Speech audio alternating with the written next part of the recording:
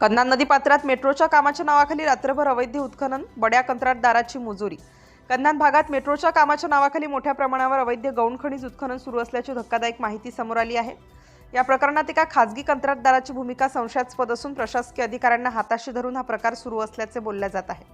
विशेष म्हणजे संबंधित कंत्राटदाराला कामाची परवानगी आणि रॉयल्टी मिळण्याच्या 2 दिवस आधीपासूनच या ठिकाणाहून मालाची उचल सुरू करण्यात आली होती। रात्रीच्या अंधारात नदीपात्रातून अवजड वाहनांद्वारे रेती आणि मातीची चोरी केली जात आहे। शासकीय प्रकल्पाच्या नावाखाली उत्खनन करून लाखो रुपयांचा हा मुद्देमाल परस्पर खासगी बाजारात विकला जात असल्याचा गंभीर आरोप आहे। एका वाहनासाठी मोठी रक्कम वसूल केली जात असून शासनाचा मोठा महसूल बुडवला जात आहे। संबंधित कंत्राटदारांनी रामटेक परिसरात अधिकाऱ्यांच्या बडदास्तीसाठी खास व्यवस्था केल्याची परिसरात चर्चा आहे। यामध्ये जेवणावळी आणि इतर अनैतिक गोष्टींचा वापर करून अधिकाऱ्यांना खुश केले जात असल्याचे समजते।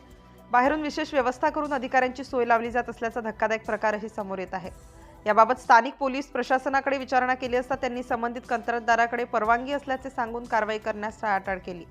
मात्र परवानगी मिळण्याच्या आधीच झालेले उत्खनन आणि रात्रीच्या वेळी सुरू असलेली अवैध वाहतूक यावर प्रशासन मुग गिळून गप्प आहे। वरिष्ठ अधिकाऱ्यांशी संपर्क साधला असता त्यांनी टाळाटाळ केली आहे। या संपूर्ण प्रकारात मोठे आर्थिक साटेलोटे असण्याची शक्यता असून या कंत्राटदारावर प्रशासन काय कारवाई करणार याकडे सर्वांचेच लक्ष लागले आहे। सिटी इंडिया न्यूजसाठी विशेष प्रतिनिधी चंदू मडावी।